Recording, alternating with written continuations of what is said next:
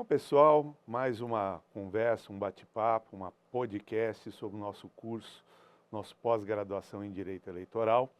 Hoje nós vamos conversar sobre o tema recursos e com ênfase à teoria geral de recursos, sempre procurando fazer um embate aqui com a questão eleitoral. E para isso nós convidamos o professor Olavo Pezzotti, né, mestre pela PUC de São Paulo, procurador do Estado aqui de São Paulo aposentado, coordenador do curso aqui na Legário, pós-graduação de prática recursal e a melhor de todas as qualidades, um amigo querido, né, de muito tempo já. E desde logo aqui, então, em relação a esse tema que é tão amplo, né, a gente vai explorar muito o professor Olavo, mas antes de mais nada, passar a palavra para ele para suas considerações iniciais. Inicialmente, quero dizer da minha honra por aqui estar. O professor Celso é um amigo de longa data, acho que nem vou dizer quanto, viu, porque fica desagradável. Bullying, professor, bullying. É, bullying. E, então, um convite dele é sempre um chamado, uma honra e, diria, uma clara situação em que eu estaria aqui não para ensinar, mas certamente para aprender e dialogar. Estou à disposição para isso. Muito obrigado. Professor Olavo, então nós podemos começar aqui o nosso bate-papo, né, com uma pergunta envolvendo a aplicação ou não em caráter subsidiária, né, em caráter subsidiário do Código de Processo Civil em matéria eleitoral. Eu queria ouvi-lo a respeito. Bom, pois bem, nos parece que aqui aplica-se o artigo 15 do Código de Processo Civil, que prevê que, nas hipóteses em que haja eventual lacuna nos processos administrativos, trabalhistas e eleitorais, que haverá aplicabilidade do Código de Processo Civil. Acho que isso é um ponto importante porque o Código de Processo, evidentemente, é uma lei geral, uma lei ordinária federal sobre processo civil, de tal sorte que sempre que, em matéria, evidentemente, de natureza processual civil, inexistam disposições específicas nas leis próprias, nós teremos a aplicabilidade do Código de Processo Civil. Acho que esse é um ponto fundamental, né? Diante de uma situação que se alguém se depare no âmbito do direito eleitoral, dos processos eleitorais, e eu diria especialmente aqui na nossa seara, né, no campo recursal, deveremos então aplicar de forma subsidiária o Código de Processo Civil. Professor Olavo, a propósito do artigo que foi citado, o artigo 15 do CPC, quando ele trabalha sobre essa matéria, ele fala em aplicação supletiva e subsidiária do CPC. O senhor poderia estabelecer a diferença entre essas duas expressões? Olha, nos parece, né, que quando se fala em interpretação subsidiária, nós estamos partindo da premissa de alguma lacuna, da inexistência de previsão sobre uma determinada questão. No que diz respeito à interpretação supletiva, nos parece que a ideia aqui é de uma interação que deve existir entre a lei geral, que no caso é o Código de Processo Civil, e a lei especial, que é o Código Eleitoral. Isso nos parece muito importante porque, às vezes, há uma certa impressão de que, ou poderia se passar essa impressão, de que, havendo uma legislação específica, teria que se abandonar por completo a lei geral. Há que se fazer aqui, na nossa ótica, uma interpretação harmônica, orgânica, entre a lei geral e a lei especial e de forma recíproca, de maneira que se possa chegar a uma interpretação sistemática, levando em conta tanto a lei geral quanto a lei especial. Parece ser essa a interpretação que deva ser feita a esse artigo 15 do Código de Processo Civil.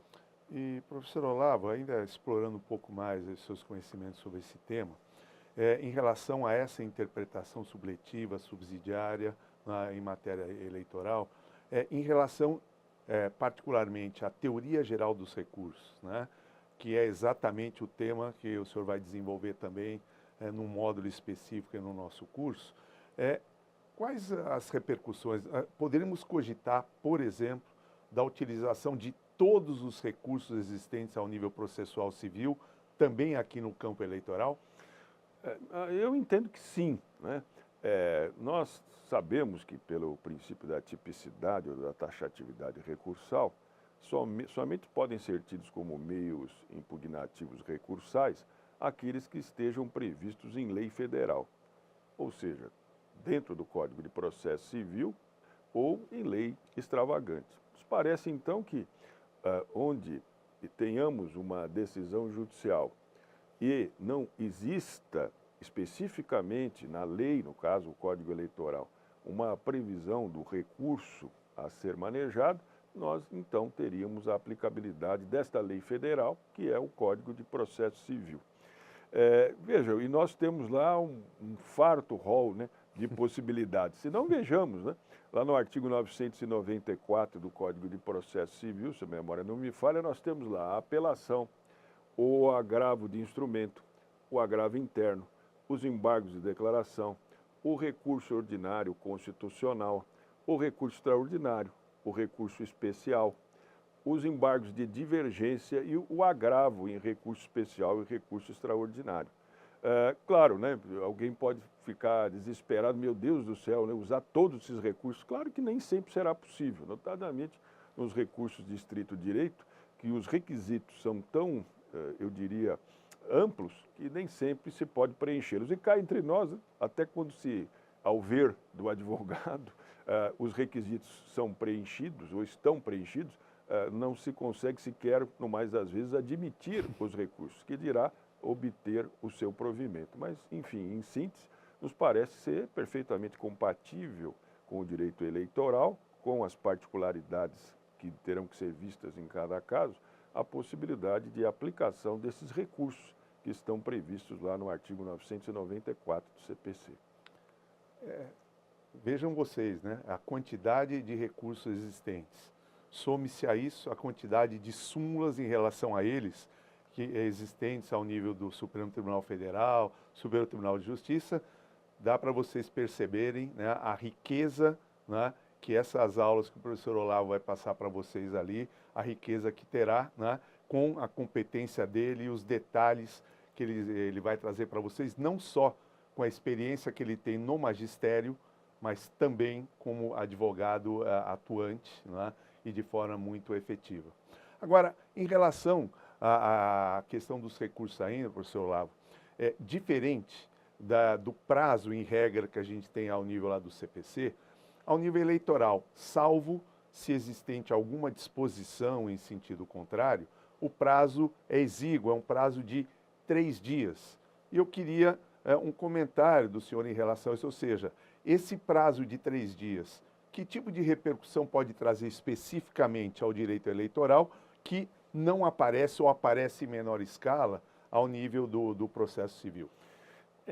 Veja que realmente, né, nos parece que o Código Eleitoral é muito anterior à Constituição atual, né, mas temos ali a aplicabilidade, em princípio, daquela garantia constitucional que está no artigo 5º, inciso 78 da Constituição, que diz respeito à razoável duração do processo e meios que garantam a celeridade de sua tramitação.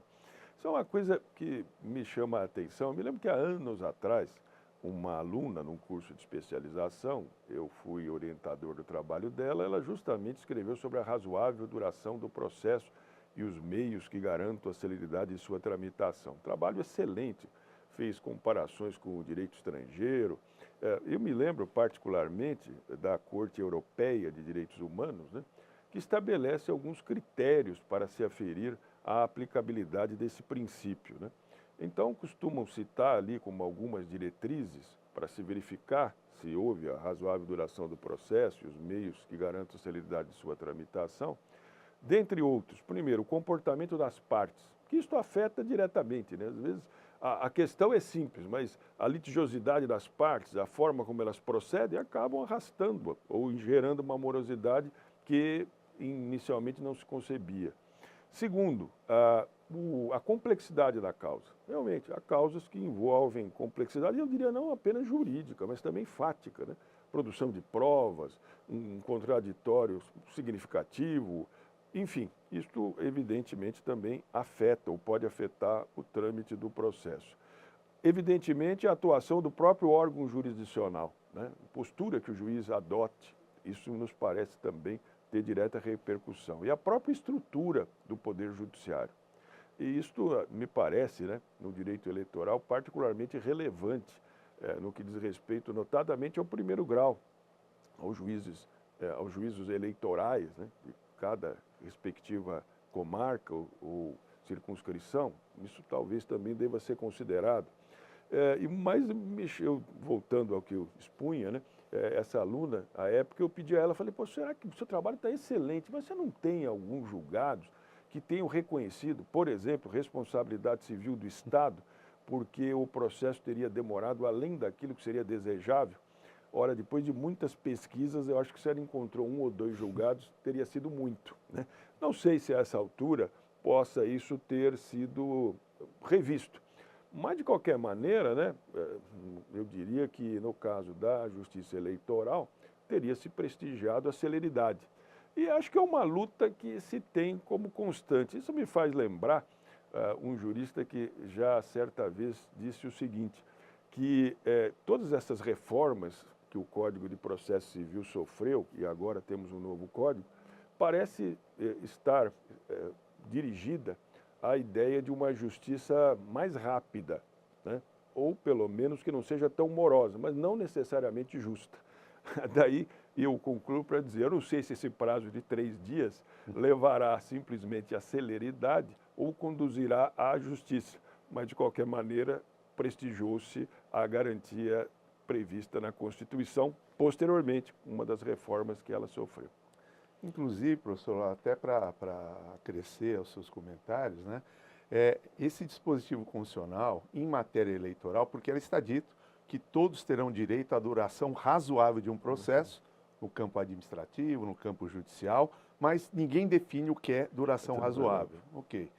E dependendo de regulamentação. Na área eleitoral, o artigo 97, lá da Lei 9.504, 97A, ele estabelece que para ações propostas que visem a perda de mandato, a duração limite do processo é de um ano, e no mesmo dispositivo, para não deixar margem a dúvida nenhuma, 1 ano percorridas todas as instâncias da Justiça Eleitoral. Então, imaginemos nós aí que uma determinada ação com esse objetivo seja proposta, então, no prazo de 1 ano, vai ter que percorrer, tramitar pelo juiz de primeira instância, Tribunal Regional Eleitoral, Tribunal Superior Eleitoral e ainda também o Supremo Tribunal Federal, que está lá na cúpula da estrutura do Judiciário, né?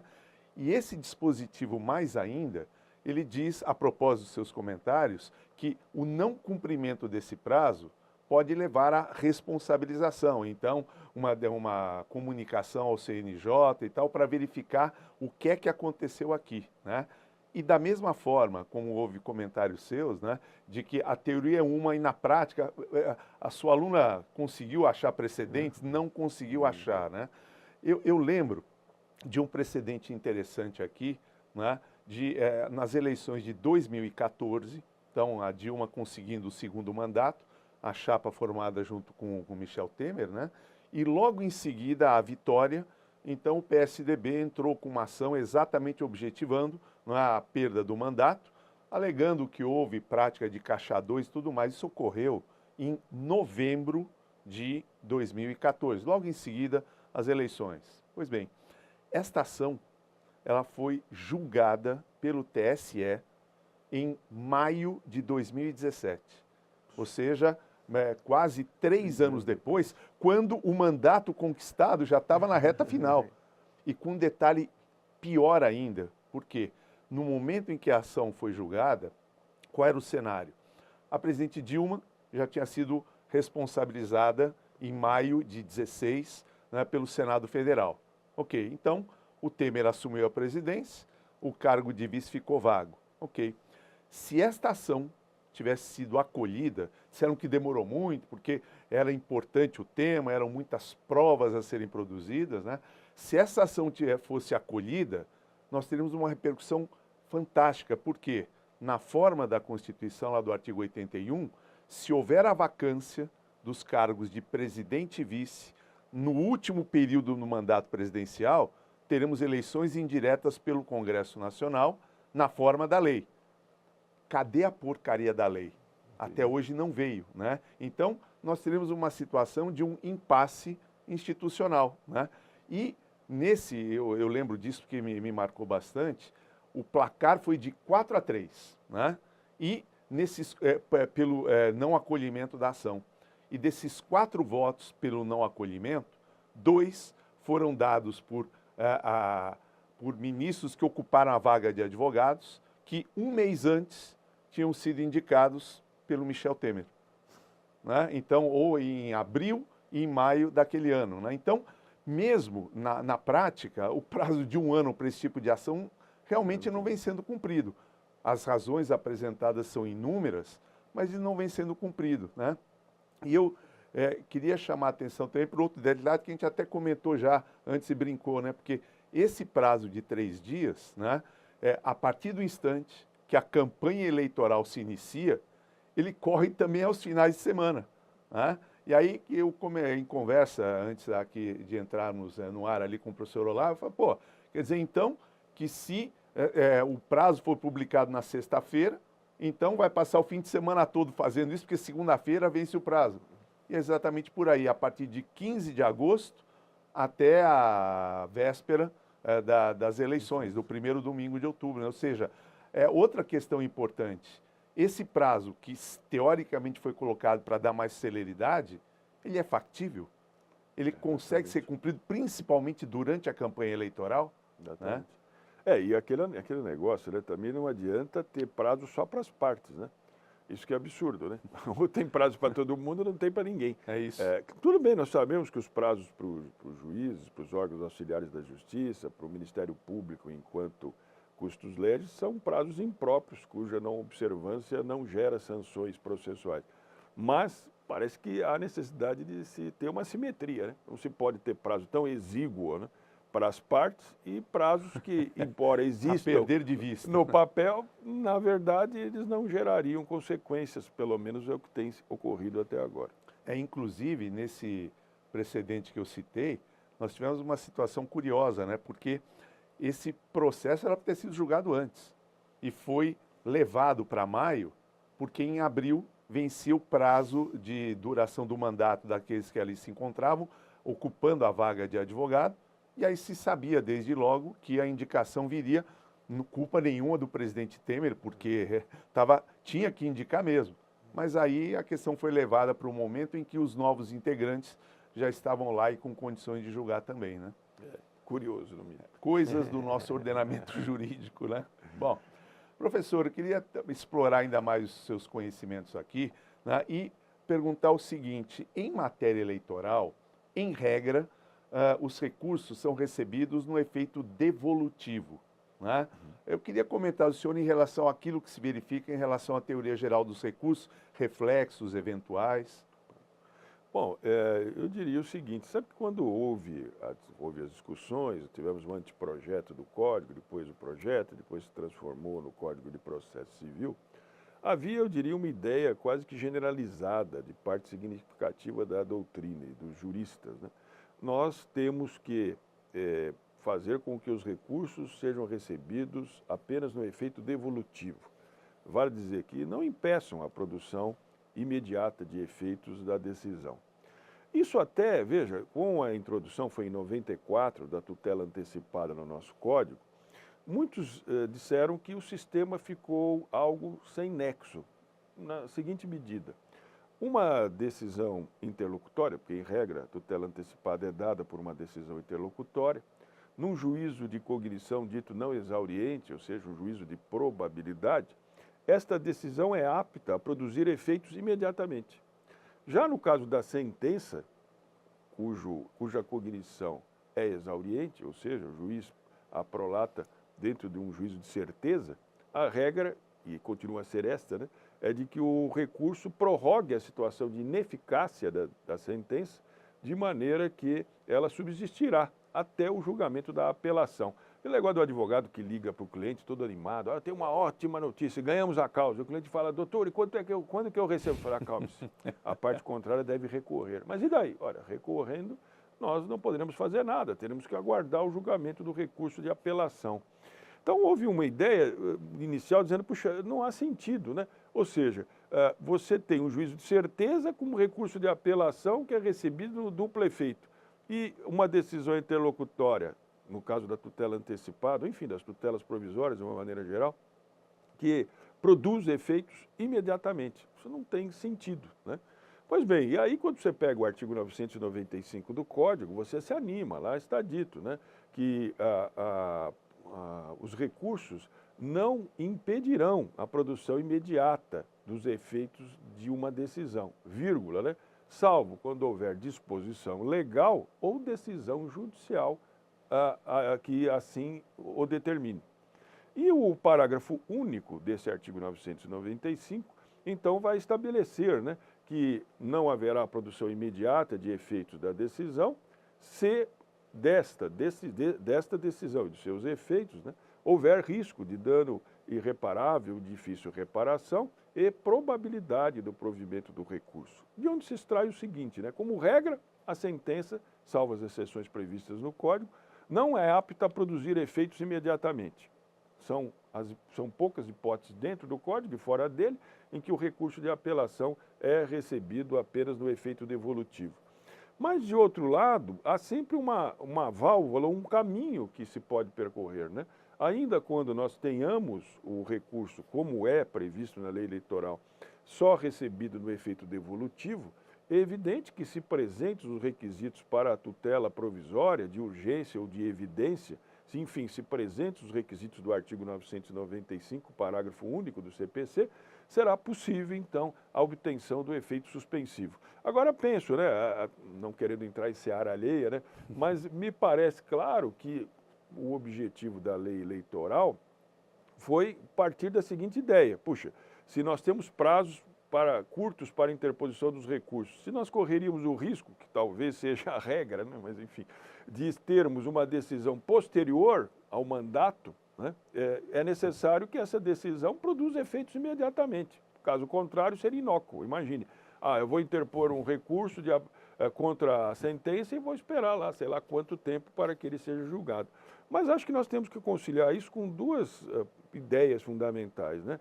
A primeira, a de que nós temos uma celeridade, a necessidade de uma decisão, que a regra é que o recurso seja recebido no efeito devolutivo, que veja, a regra que está no Código de Processo, no caput do artigo 995. Só que, obviamente, há recursos como de apelação, cujo efeito suspensivo, como regra, opera-se automaticamente. Naqueles casos, todavia, dentro da lei eleitoral, cuja regra é o recebimento no efeito devolutivo, que se verifique a presença dos requisitos para uma tutela provisória, de urgência ou de evidência, né, caberá, então, ao recorrente requerê-la, né, com a demonstração dos requisitos que estão no artigo 995 do Código, né, ou ainda dos artigos 300 e 311, que tratam, respectivamente, da tutela de urgência e da tutela de evidência. E realmente, em matéria eleitoral, as repercussões são inúmeras, né? Entra-se com uma ação aí para a perda do mandato e o resultado vem em 5, 6 anos, o mandato já acabou, né? E qual é a viabilidade disso, né? E para aquela pergunta que é feita para o advogado, ganhamos e quando receberemos, acho que uma resposta boa é nesse século, né? Dá para a gente fazer, né? Nós vamos para o nosso primeiro intervalo. Na volta, vamos continuar explorando o professor Olavo.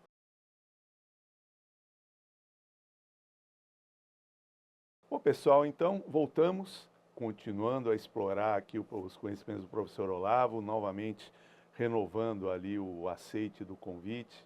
É um tremendo de um prazer aqui poder estar ao lado dele e estar conversando com vocês também sobre o nosso pós de Direito Eleitoral. E a questão agora que eu queria formular, professor Olavo, diz respeito ao Instituto da Preclusão, que tem uma redação curiosa ao nível do Código Eleitoral, sabem vocês que é de 65, que eu queria até reproduzir ela inteira aqui, para depois o professor Olavo estabelecer os seus comentários. O artigo 259 do Código Eleitoral. São preclusivos os prazos para interposição de recurso. Até aí, ok. Salvo quando nesse se discutir matéria constitucional. E aí vem o parágrafo único ainda. O recurso em que se discutir matéria constitucional não poderá ser interposto fora do prazo, perdido o prazo numa fase própria, só em outra que se apresentar poderá ser interposto. Eu queria os comentários do professor Olavo em relação a essa redação, que me parece estranha. Põe estranha nisso. Primeiro, quero renovar também meus agradecimentos e o prazer por estar aqui ao lado do professor Celso, mas dizer que é curioso. Eu costumo dizer para os alunos que o passado sempre passa, né? Mas o passado que passa em processo civil tem um nome, o nome dele é preclusão, né? Esse instituto endoprocessual, porque só existe dentro do processo, que corresponde à perda da oportunidade para a prática de um ato processual. E nós sabemos, né, temos lá a preclusão temporal, a preclusão consumativa, a preclusão lógica. E eu, quando me deparei com esse dispositivo, eu achei no mínimo curioso, né, porque o sistema do nosso Código de Processo Civil é marcado por uma rigidez considerável em relação à chamada preclusão consumativa. Ou seja, se alguém praticou um ato processual, e aí pouco importa se foi realizado de forma satisfatória ou não, útil ou não a quem o fez, consumou-se o ato, de maneira que, como regra, ele não poderá ser complementado, não poderá ser aditado. E, por vezes, isto soou como algo formalista no seu sentido mais pejorativo da palavra, né? Eu me recordo de autores, professor Dinamarco, dentre outros, né, que citavam esta rigidez preclusiva com um rigor que às vezes não se sustentava. Então, por exemplo, o sujeito interpunha um recurso, ele tinha 15 dias lá para interpor, por exemplo, um recurso de apelação. Ele o fez no segundo dia, né? Só que deixou de anexar ou de juntar lá o preparo quando da interposição do recurso. Pois bem, o que nós tínhamos sempre como interpretação, antes do Código atual, ora, precluiu a possibilidade dele realizar o preparo. Puxa vida, alguém diria, né? Especialmente o leigo, mas caramba, ele tinha 15 dias, ele fez o segundo, por que não se permite que ele realizasse, não se permitir que ele realizasse o preparo? O Código atual nós sabemos que em relação a isso tem regras próprias, se não fez o preparo, recolhe em dobro, se fez a menor, pode complementar. E eu até costumo dizer, né, que o Código atual tem um número de obviedades, eu acho espetacular, né? Porque você escrever num código, por exemplo, né, que se houver alguma dúvida em relação ao preparo, que a parte deverá ser intimada a fim de esclarecer esse ponto. Ora, anteriormente o que nós tínhamos, ora, não existe campo para dúvida. Eu entendo que a guia lá na época não estava clara, não conheço no recurso. Ora, você interpunha um agravo de instrumento. Aliás, era até ridículo, né? Eu me lembro que, às vezes, nos autos físicos, né, tirava cópia de tudo. Por quê? Não, porque dado o relator chegar lá e dizer, faltou documento tal, indispensável à compreensão da controvérsia, recurso não era admitido, porque se entendia que já tinha se consumado a preclusão. Então, acho curioso, né?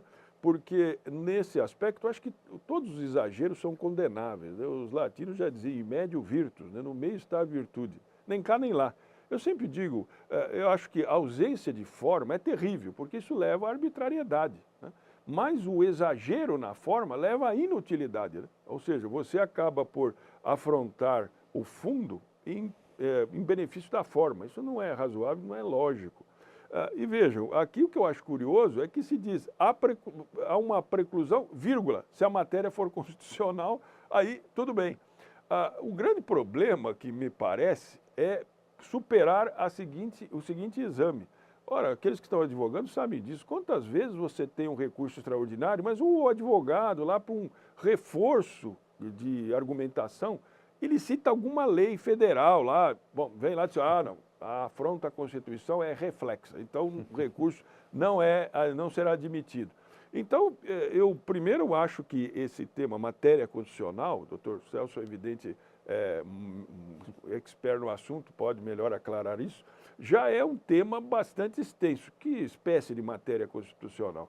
Mas, de outro lado, acho curioso, né? Porque o parágrafo, se bem entendi, né, ele ressalva que a preclusão na matéria constitucional você só pode discutir na outra fase. Agora, que fase será essa, também já não sei, né? Por exemplo, se você tiver em sede de recurso ordinário, como é que você vai discutir matéria constitucional, né? Corre o risco de dizer, espera um pouquinho, esse recurso não se presta a isso, né? Ou até pode se arguir isso, mas não seria o ponto principal. Realmente, de um lado, nós temos a preclusão, mas uma mitigação a ela, em matéria constitucional. Quer dizer, o sistema, daí porque a importância de realizar cursos, né, como este, com excelência que certamente se terá nesse curso, para ver essas particularidades, né? Porque quem evidentemente não atua na área terá enorme dificuldade de reconhecer uma situação como essa, que refoge a qualquer regra que nós tenhamos no Código de Processo. Professor Olavo, inclusive, enquanto o senhor fazia os seus comentários, né, me veio até uma situação na mente ali, em que medida, né, essa previsão do Código Eleitoral, que é de 1965, né, em que medida ela teria sido recepcionada pela Constituição até por força do esvaziamento do princípio da segurança das relações jurídicas, que é daqueles que também permeiam, comandam toda a atividade administrativa. Eu acho que não seria fora de propósito, torno a repetir uma ideia que me veio agora aqui, né, a arguição dessa inconstitucionalidade desse dispositivo, a sua não recepção pela Constituição atual, né? Alguém poderia dizer até que, puxa, isso poderia ter sido feito há muito tempo, né? Vem esse tipo de indagação agora, justamente agora que o novo Código Eleitoral está tramitando aí no Congresso, né? E isso, mas realmente, essa previsão aqui, ao excepcionar a matéria constitucional da questão da preclusão, ela abre um sem número de possibilidades, né? Além daquelas que foram muito bem captadas pelo professor, mas e que acaba comprometendo, para não dizer esvaziando, e muito, esse princípio da segurança. Né? Não, no mínimo peculiar a disposição, né? Não sei se futuramente isso se manterá, né? Eu penso que são tantas regras específicas, o professor Celso, por óbvio, acompanha aí as discussões acerca do novo Código Eleitoral, né? Mas é isso, né? Nós temos um código de 65, na época de um regime de exceção, né? Então, nos parece que pontos terão que ser revistos, sem dúvida nenhuma, ou até afastados. E esse aqui é uma regra que, se nós formos analisar, eu já ouvi dizer que há certas disposições que são tão profundas, mas tão profundas que ela não vem à tona, né? Essa aqui eu, pelo menos, não consegui captar qual seria a finalidade da disposição. Porque de um lado se fala em preclusão, de outro se ressalva a matéria constitucional. Realmente, eu tendo a considerar que não teria havido recepção pela Constituição se nós considerarmos o que nós temos. E até curioso, né? Porque, veja, a data do Código Eleitoral ainda tinha vigência o Código de Processo Civil de 39, para fazer uma ideia, quer dizer, para se ver que realmente quanto que se caminhou, né, e quanto se modificou, né, do ponto de vista processual em relação ao que se tem aqui, realmente. Eu só queria fazer uma observação aqui, novamente, para que ninguém fique muito aflito. Esse Código Eleitoral que está em trâmite agora pelo Congresso, alguém poderia dizer, puxa, se ele aprovado for, ele se aplica às eleições esse ano? Não. Né? Exatamente por esse princípio da segurança das relações jurídicas, que está positivado ao longo do artigo 16 da Constituição Federal, a legislação que regerá o pleito tem que estar aprovada 1 ano antes da sua realização. Como nós já estamos aqui há menos de 1 ano da realização que se dará em outubro, então, ainda que aprovado nesse semestre, porque para mim tem que ser aprovado nesse semestre, se não for, segundo semestre, aquele recesso branco, onde todo mundo vai para suas bases e ninguém mais aprova nada, pelo menos nada de importante lá em Brasília, né? Então, ainda que aprovado agora, ele não terá aplicabilidade para as eleições desse ano. Eu reitero o precedente que nós já tivemos nesse sentido, né, em 2010. 2010, ano de eleição presidencial, o ano em que a candidata Dilma alcançou seu primeiro mandato. Em junho de 2010, portanto, há 4 meses das eleições daquele ano, aprovaram a lei da ficha limpa. E a aprovação da lei, né, não levou a sua aplicabilidade para a campanha eleitoral daquele ano por conta desse princípio da segurança das relações jurídicas. Então, a primeira eleição onde a lei da ficha limpa foi aplicada foi a eleição municipal de 2012. Então, para esse ano também, ainda que possa não se considerar o vacatio legis e tal, mas por conta desse princípio, para as eleições desse ano, nada. Só a partir das eleições presidenciais de 2026. Bom, outra questão que eu queria propor ao professor Olavo diz respeito às hipóteses de cabimento do recurso extraordinário, né? A previsão aparece no artigo 121, parágrafo 3º da Constituição. Duas situações se apresentam, né? Para a apreciação de matéria constitucional ou na hipótese de denegação de habeas corpus ou mandado de segurança. Pois bem, essa é a situação que se apresenta em matéria do recurso extraordinário para o campo eleitoral. No campo, salvo o melhor juízo, aí eu vou querer ouvir os comentários do professor Olavo, mas no campo recursal geral, né, essa questão está prevista em sede de recurso ordinário. Se realmente se confirmar essa impressão, eu queria ouvir comentários do professor sobre eventuais reflexos que essas diferenças previstas ao nível constitucional que elas podem gerar. Me parece que aí, o professor Celso mencionou muito bem, nós teríamos que ver a questão relativa à recepção dessas normas, especialmente dessa norma, né, que está aqui no artigo 281 do Código Eleitoral, com a Constituição, que é, obviamente, superveniente e evidente está num plano hierárquico superior. Nos parece que aqui há de prevalecer aquilo que a Constituição estabelece, né? E o ROC está previsto, eu acho que isso também é um outro ponto interessante. O recurso ordinário constitucional, ele não é lá um recurso comumente manejado na prática forense, né? Eu me lembro que há muitos anos atrás, na OAB, não que tenha mudado tanto, né, que hoje tem mais opções, né? Mas eu me lembro que quase todo mundo fazia em direito penal a prova, né, em processo penal.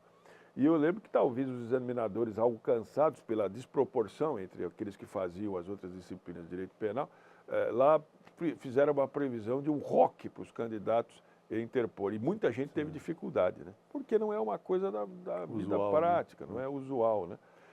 Eu até uma vez, um professor, meu orientador, ele disse, Olavo, vai ter aí uma tese de doutorado, você quer assistir 400 e poucas páginas sobre o ROC? E até eu brinquei com o professor e disse, professor, acho que ele deve ter começado a falar o que era recurso ordinário, o que era Constituição, o que era cada uma das garantias fundamentais para chegar depois ao ROC, porque, olha, não é fácil. Mas, enfim, eu diria que prevaleceria, salvo o melhor juízo, a Constituição Federal, nesse caso, né? E para essas hipóteses, e é interessante porque a Constituição, aliás, esse é um recurso muito curioso, né? Porque, na verdade, muitos dizem, né? É uma apelação cujas hipóteses de interposição estão previstas na Constituição, porque ele permite discussão de questões de fato, de direito. Essa palavra denegatório, denegação, né?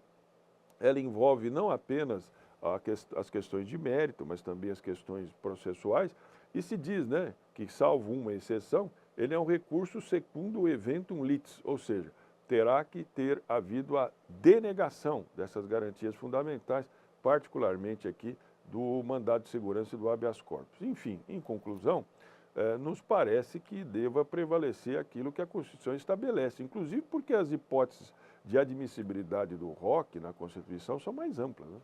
Acho que é isso. Professor Olavo, agora mudando um pouquinho de tema em relação ao recurso especial, né? A Constituição, ela estabelece a possibilidade da interposição quando a decisão recorrida ela for contrária à disposição de lei. Em que pese a Constituição não qualificar qual a natureza da lei que abriria a possibilidade de propositura desse recurso, seria uma lei de qualquer uma das 4 esferas de governo ou teria uma especificidade nesse sentido? Olha, eu entendo que aqui nós teremos que, para responder essa pergunta, partir de uma premissa, né? Qual é o papel fundamental do STJ do ponto de vista constitucional e da nossa organização jurisdicional, né, organização judiciária? Aí ele compete basicamente o quê? Interpretar a lei federal e uniformizar essa interpretação.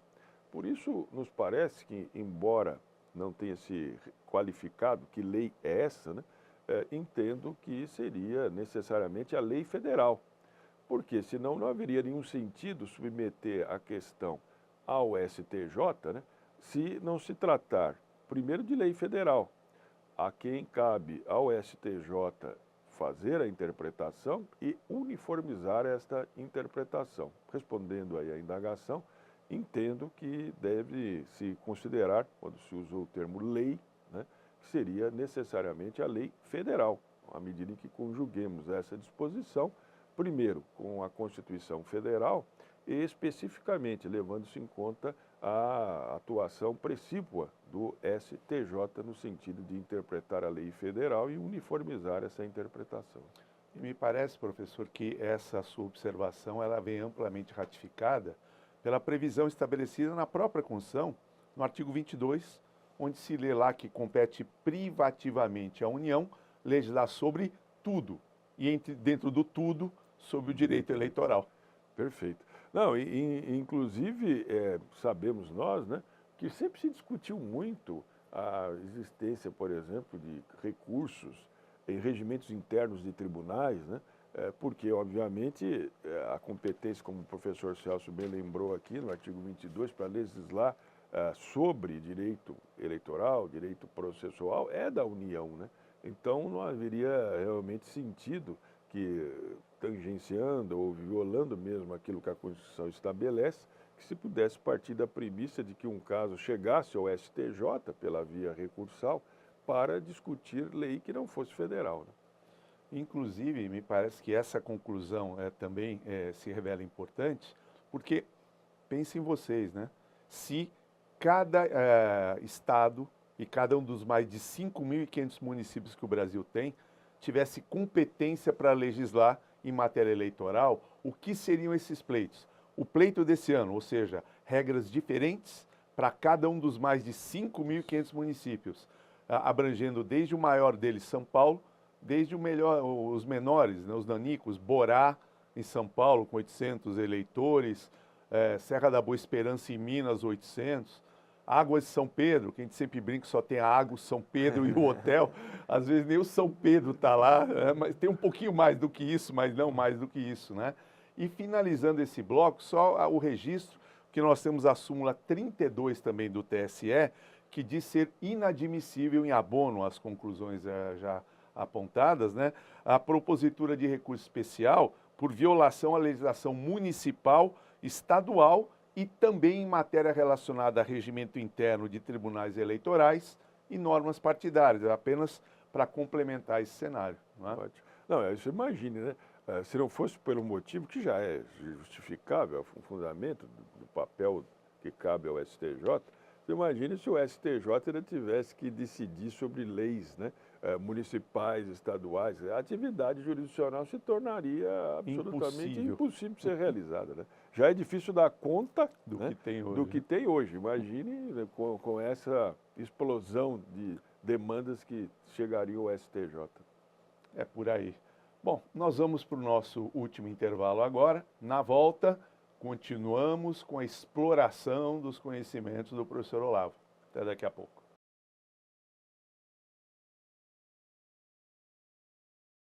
Bom, pessoal, então iniciamos o nosso último bloco, né?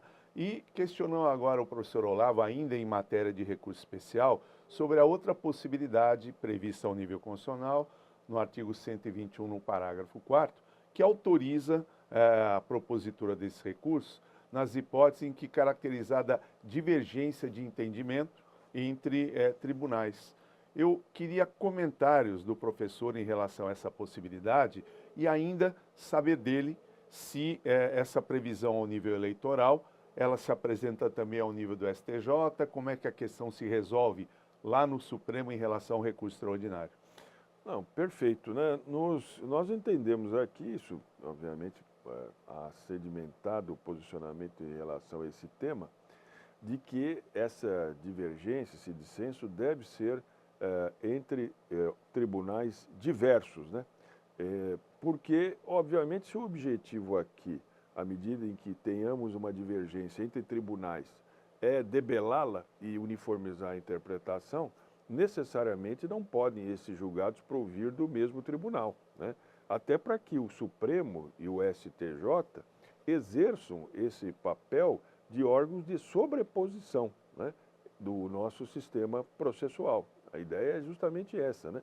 À medida em que sejam decisões de tribunais diversos, caracterizado esse dissídio sobre a interpretação de questão de direito, é que se tem o STJ, no âmbito da lei federal, o Supremo em matéria constitucional, atuando com o objetivo, então, de uniformizar essa divergência. Agora, para quem está na vida forense, né, já deve ter visto a dificuldade que você tem para conseguir emplacar um recurso especial extraordinário alicerçado nesse dissenso, essa divergência entre decisões de tribunais diversos. Porque há a exigência, não só atual no Código de Processo, mas nos regimentos internos do STJ e do STF, no sentido de que se exige uma comparação analítica. Então, é aquele negócio, né? Não basta lá juntar o julgado e dizer, olha, esse julgado colide nos seguintes pontos com o acórdão recorrido. Você tem que fazer ali uma comparação ponto a ponto. E olha, e venhamos e convenhamos, no mais das vezes, não obstante todo o esforço do advogado no sentido de fazer essa comparação, inexoravelmente vem lá a decisão que deixou de atender a exigência no sentido de fazer essa comparação analítica. Eu penso que, nesse caso, valha mesmo tentar convencer a exaustão, sabe? Fazer a comparação, ainda que se diga, puxa, isso aqui está repetitivo, não interessa, faça a comparação ponto a ponto para tentar obter êxito. Mas, concluindo, né, eu não tenho dúvida que essa divergência deve provir, esses acordos, de tribunais diversos. Em outras palavras, né, professor Olavo, pecar pelo excesso do que pela falta aqui, porque confesso que todas as observações feitas pelo professor Olavo, eu assino embaixo, do lado direito, do lado esquerdo, porque realmente é uma enorme dificuldade que se coloca para que consiga ter o conhecimento aí do recurso, provimento também aí, nem pensar ali, mas esse cotejo analítico é bem analítico mesmo e levado ao extremo, né? Bom, professor, outra questão que se apresenta aqui, agora em relação ao recurso ordinário, a Constituição, no artigo 121, no seu parágrafo 4º, prevê 3 hipóteses de cabimento.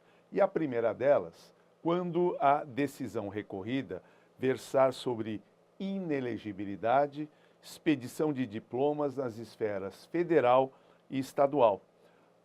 Qual o objetivo da pergunta? Porque ao nível do Código Eleitoral, no artigo 276, lá no seu inciso 2, ele é mais restritivo e prevendo apenas a possibilidade do recurso na hipótese de se tratar de expedição de diplomas, né?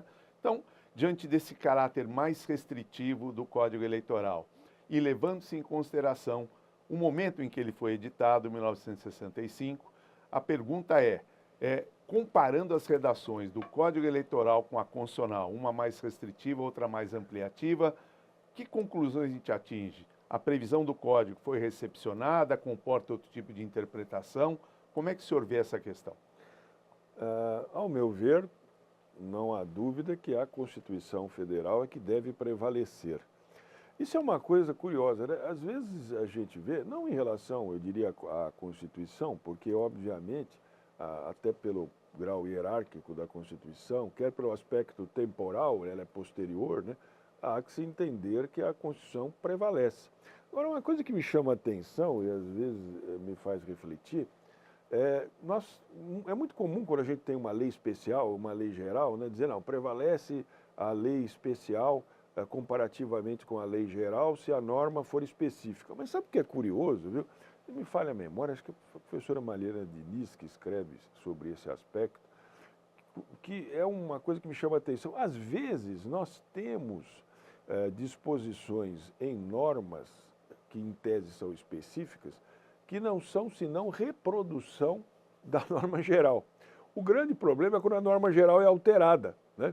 E aí como é que fica a norma especial? Por exemplo, né, nós temos lá na Lei de Execução Fiscal a previsão de que não se pode embargar sem dar garantias ao juízo. É uma norma especial.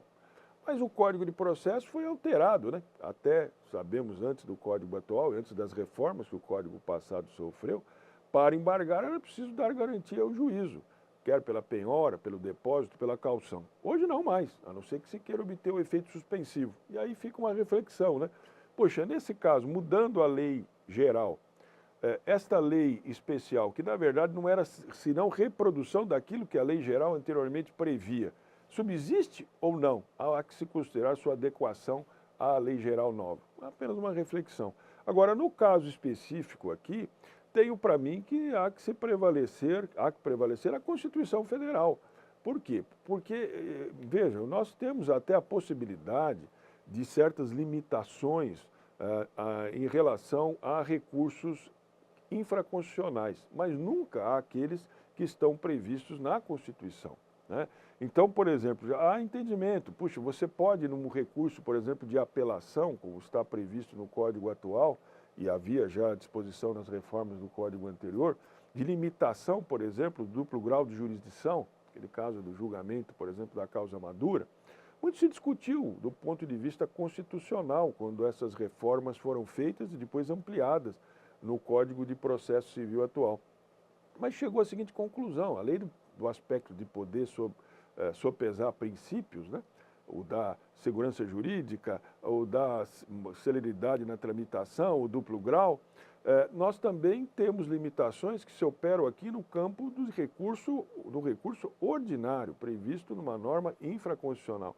Jamais eu diria de um recurso cuja previsão esteja na Constituição, como é o caso do recurso ordinário constitucional. Parece que aqui, mais uma vez, a Constituição teria que prevalecer.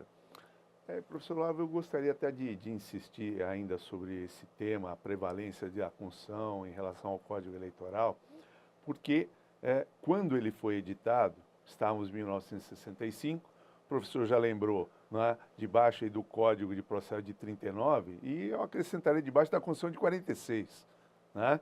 E naquele momento, as disposições do Código, em que pese estarmos diante de um período de exceção, elas até poderiam se justificar em vista da própria Constituição de 46, embora muitos digam, e eu concordo, que tenha sido das constituições mais democráticas que nós tivemos, porque promulgada logo em seguida de um período ditatorial, Estado Novo, enfim. Bom, mas a questão que se apresenta é a da comparação do Código Eleitoral, em especial a partir de 88, com a manutenção dos seus artigos, em vista da promulgação da Constituição que se encontra ainda em vigor.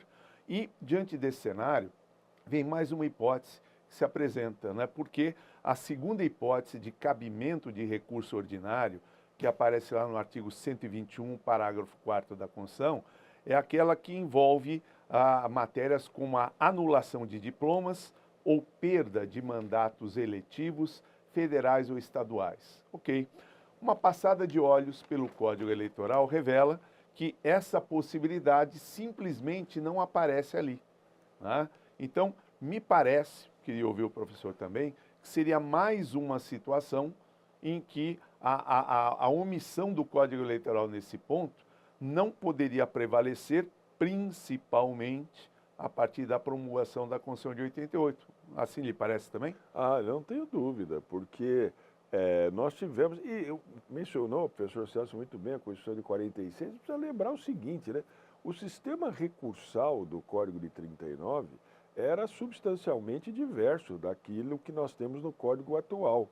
Para você ter uma ideia, né, havia um sistema recursal tão complexo que o próprio Código de 39 previa a aplicabilidade do princípio da fungibilidade recursal.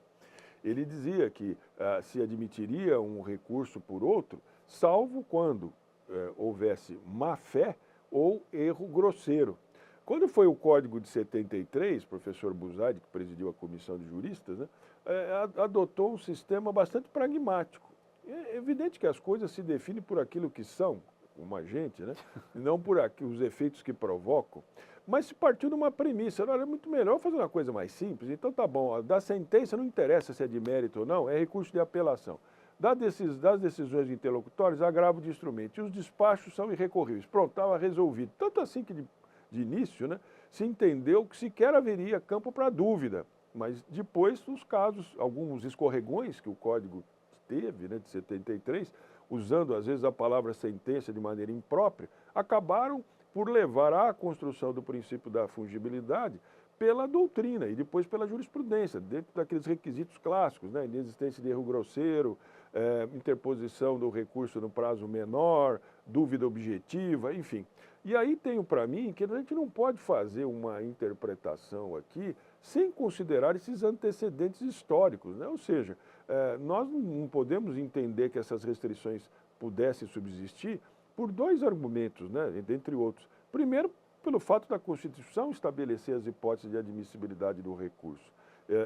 Segundo, pela Constituição estar num plano hierárquico superior. E até eu disse duas, né, três argumentos. Além disso, o fato de que, à época, sequer nós tínhamos o sistema recursal como o que hoje tem vigência. Quer dizer, acho que são argumentos que parecem bem sólidos, né, para chegarmos à conclusão de que as previsões constitucionais é que devem subsistir. Né? Eu só faria um reparo às observações do professor Olavo quando ele disse que as coisas se apresentam como são, porque nem sempre é assim. Pessoa maravilhosa, colega incrível, né? Profissional de escola, mas é corintiano. Olha, não vou abrir espaço aqui para comentários do professor. Eu diria que essa é a única virtude que reconheço em mim. Essa eu sou obrigado a reconhecer. Muito bom. Professor, a terceira hipótese de cabimento aí do recurso ordinário, lá ao nível constitucional, né, está relacionada à denegação de mandado de segurança, habeas corpus, habeas data e mandado de injunção. Né? Novamente, nós temos uma diferença significativa ao nível do Código Eleitoral, que de forma restritiva prevê apenas a possibilidade de cabimento desse recurso quando dá denegação de habeas corpus ou mandado de segurança. Né? Novamente, nós temos ali um descompasso entre a previsão do Código Eleitoral, mais restritiva, e aquela prevista ao nível constitucional, envolvendo inclusive um tema relacionado a direitos fundamentais. Queria comentários do professor Olavo. Olha, aqui também acho que cabe fazer uma brevíssima interpretação histórica para lembrar, né, que o habeas data e o mandado de injunção, né, foram especificamente previstos nessa Constituição Federal e no capítulo das garantias fundamentais. Então, nos parece que, especialmente em se tratando dessas garantias, né, não se poderia conceber uma interpretação que fosse restritiva, né? Quer pelo fato de que a Constituição fez a previsão dessas garantias, né? Quer porque, em função de sua natureza, não haveria sentido limitar o exercício do direito de ação justamente em relação a essas garantias fundamentais. Nos pareceria mesmo um contrassenso. Não sei em que medida, né, na seara eleitoral, nós poderíamos ter. O habeas data eu acho que mais frequente, talvez me parece mais comum. Mandado de injunção já não sei, mas também não vou entrar nessa área. Mas, de qualquer maneira, digo que não se poderia excluir essa interpretação quanto ao cabimento do recurso nessas hipóteses pela superveniência da Constituição e porque se trata de garantias fundamentais. Professor Olavo, ainda uma outra questão aqui.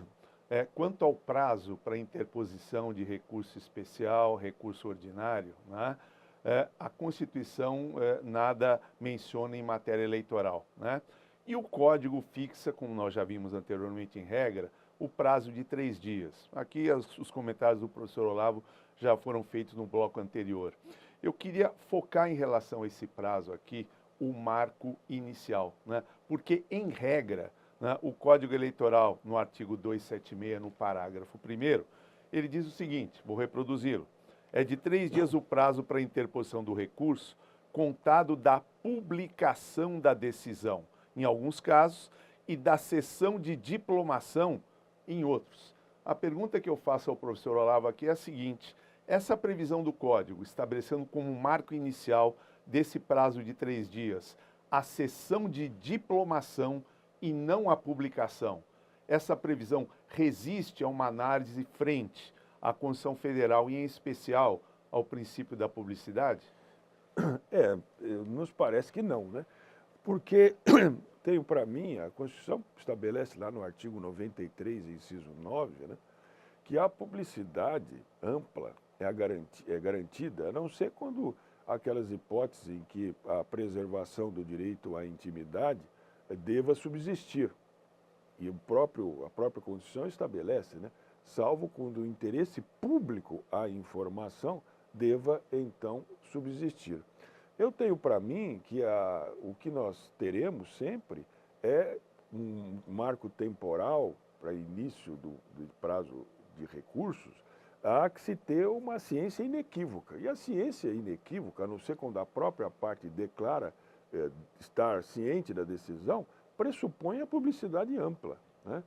E vejam que o Código de Processo, coerentemente com a Constituição, ele também estabelece lá a publicidade ampla e excetua poucas hipóteses, notadamente na área de direito de família, quando envolvem a situação que possa comprometer a intimidade. Então, e outra coisa, né, eu tenho para mim que isso geraria enormes dificuldades para se saber o marco para início de prazo. Isso, obviamente, comprometeria um direito fundamental, que é o acesso pleno ao judiciário.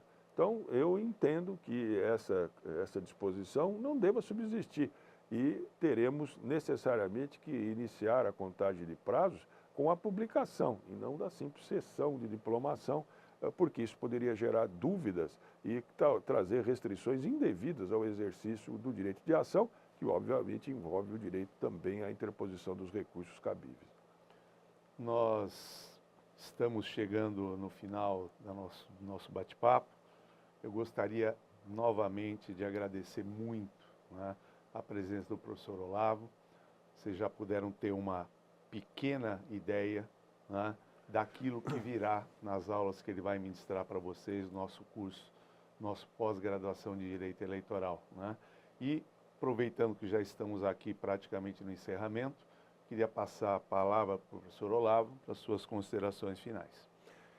Olha, primeiro quero renovar aqui os agradecimentos pelo convite do professor Celso. Há quem diga que você nunca deve julgar um homem por aquilo que pensa de si próprio, mas certamente não o julgue por aquilo que os amigos pensam acerca dele. Mas é sempre um prazer estar aqui. Eu tenho certeza que aqui talvez não tenha lá fomentado muitas certezas, né? Mas já dizia o Cícero que dúvidas só não tem os ignorantes, né?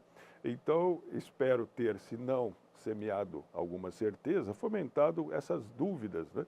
E que isso possa sempre contribuir para o aperfeiçoamento de cada um de nós. O direito está aí sempre nos cobrando o estudo, o aprofundamento e nos leva a crer que aquilo que pouco sabemos é ainda muito restrito. E, certamente, ao lado do professor Celso, eu só tenho a crescer profissionalmente em aprendizado, tá bom? Muito obrigado, foi um prazer estar aqui.